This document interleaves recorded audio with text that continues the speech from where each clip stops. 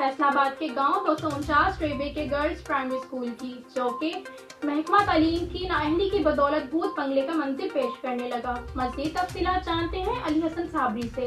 جی علی، مزید تفصیلات سے آگاہ کیجیے گا۔ جی مال مفت دلے بے رحم، یہ ہے فیصل آباد کے نزدیکی ترین گاؤں چک نمبر 249 ریبے، جہاں عوام کے ٹیکس کے لاکھوں روپے لگا کر بنائے گئے لڑکیوں کے لیے اسکول کی بلڈنگ محکمہ تعلیم فیصل آباد کی نااہلی کی بدولت بھوت بنگلے کا منظر پیش کر رہی ہے۔ کچھ ہی عرصہ پہلے بنے اسکول کی عمارت پر گاؤں کی بااثر شخصیات نے قبضہ جما لیا، باقی جس کے ہاتھ جو آیا باپ کا مال سمجھ کر لے اڑا۔ اب جو بلڈنگ بچی ہے اس میں جانوروں کا ڈیرا ہے۔ محکمہ تعلیم نے لڑکیوں کے اسکول کو لڑکوں کے اسکول میں ضم کر کے قرضوں کے بوجھ تلے دبی عوام کے لاکھوں روپے ہوا میں اڑا دیے۔